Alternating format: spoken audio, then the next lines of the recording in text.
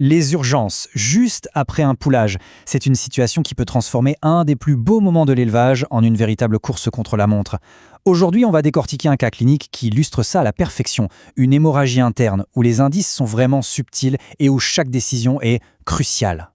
Imaginez, 8 heures après une mise bas qui s'est déroulée à merveille, la vie d'une jument ne tient plus qu'à un fil. Et l'indice qui peut la sauver, c'est un chiffre qui, à première vue, a l'air tout à fait normal. C'est vraiment le cœur du mystère qu'on va tenter de résoudre ensemble. Alors, reprenons depuis le début. Le scénario des départs a tout pour rassurer. On a affaire à une jument Warmblood de 17 ans, une jument d'expérience qui a déjà eu plusieurs poulains. À temps zéro, la mise bas se passe sans aucune aide, tout semble normal. 1 heure après, le placenta est expulsé, le poulain tète bien. Vraiment, rien ne laisse penser qu'une complication se prépare. Et puis, 8 heures plus tard, tout bascule. D'un coup, les signes cliniques apparaissent, et ils sont violents. La jument est en colique sévère, elle souffre visiblement du ventre, elle transpire énormément, elle est très anxieuse, elle n'arrête pas d'essayer de se coucher. Bref, c'est le tableau typique d'une urgence aiguë. L'examen clinique nous donne tout de suite un premier indice et il est essentiel. Les muqueuses, par exemple à l'intérieur des gencives, sont pâles et un peu collantes. Normalement, quand on appuie dessus, la couleur rose revient presque instantanément. Là, le temps de remplissage capillaire est de 2 secondes.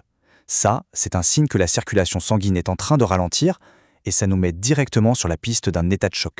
Maintenant, accrochez-vous, les paramètres vitaux vont nous raconter une histoire en accéléré. Chaque chiffre est une alerte.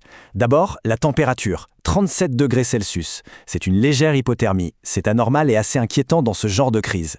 Ensuite, le cœur. Là, il s'emballe complètement. On est à 60 battements par minute, alors que la normale, c'est plutôt entre 28 et 40.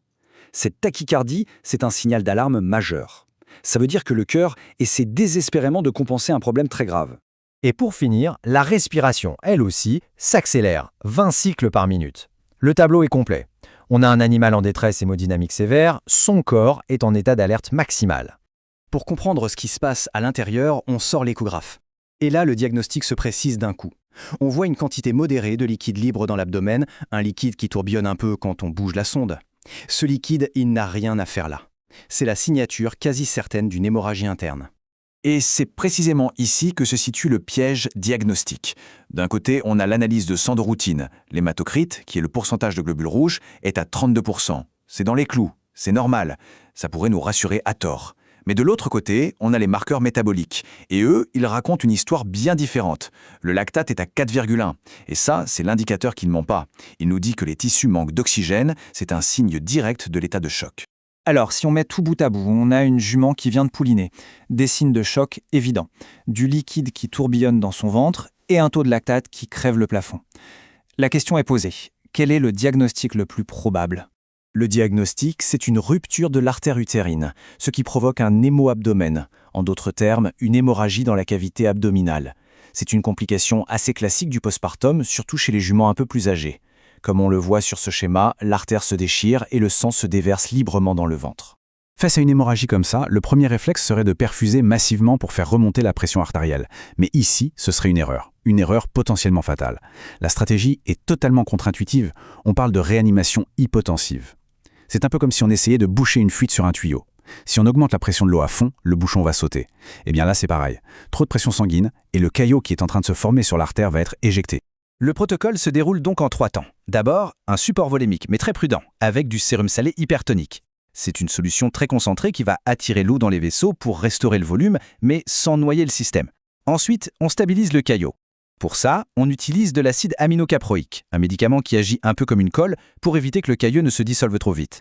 Et enfin, on contrôle l'anxiété avec une sédation légère pour que la jument reste calme, ce qui aide à faire baisser sa pression artérielle. Mais ce qu'on fait est aussi important que ce qu'on évite de faire. Il y a des contre-indications absolues.